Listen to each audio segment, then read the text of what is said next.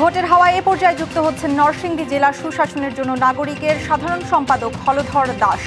জনাব হলধর দাস, আপনাকে স্বাগত জানাচ্ছি আমাদের আজকের স্টেপ প্রেজেন্স ভোটের হাওয়ায়। শুরুতেই আপনার কাছে জানতে চাই যে ত্রয়োদশ জাতীয় সংসদ নির্বাচনের আর মাত্র 10 দিন বাকি আছে, কেমন দেখছেন নরসিংদী জেলার প্রস্তুতি, এবং সেই সাথে জানতে চাইব যে কতটা সুষ্ঠু এবং নিরপেক্ষ ভোট হবে, কি মনে করছেন? ধন্যবাদ আপনাকে।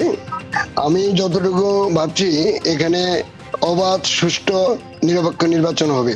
জেলা প্রশাসন, পুলিশ বিভাগ যেভাবে প্রস্তুতি নিয়েছেন, আমরা শতভাগ নিশ্চিত যে এখানে অবাধ নিরপেক্ষ নির্বাচন হবে এবং সকল প্রস্তুতি সম্পন্ন। এবং আমি ইতিমধ্যে আমরা একটা জনতার মুখোমুখি অনুষ্ঠান করেছিলাম সকল প্রার্থীদের নিয়ে, সেখানেও তারা অঙ্গীকার করেছেন যে আমরা ঐক্যবদ্ধ থাকবো, নির্বাচনে কেউ কোনো সহিংসতার দিকে এগিয়ে যাব না, এই প্রতিশ্রুতি তারা দিয়েছেন। অতএব আমি মনে করি এখানে সুন্দরভাবে একটা নির্বাচন হবে, এখানে কোনো হানাহানির ঘটনা ঘটবে না।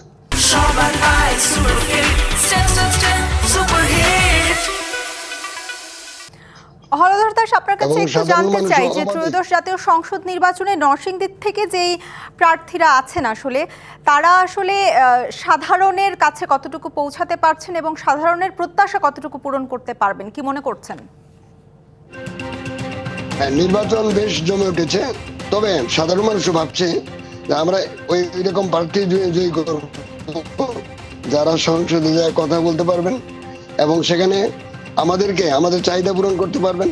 সাধারণ মানুষ ভাবছে যে এখানে মেডিকেল কলেজ হবে, যারা এই নির্বাচনে জয়ী হলে মেডিকেল কলেজ শিক্ষার উন্নয়ন করবে, বিশ্ববিদ্যালয় স্থাপন করবে, আইন শৃঙ্খলা পরিস্থিতি নিয়ন্ত্রণ করবে, সার্বিকভাবে নরসিংদীকে এগিয়ে নিয়ে যেতে পারবে এমন প্রার্থী তারা নির্বাচন করবে, এমনটাই ভাবছে এখানকার জনগণ।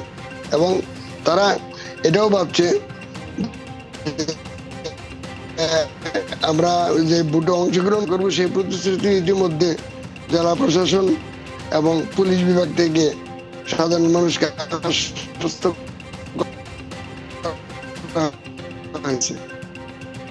জি, হলধর দাস, আপনাকে অসংখ্য ধন্যবাদ আমাদের আজকের স্টেপ প্রেজেন্স ভোটের হাওয়ায় সময় দেবার জন্য।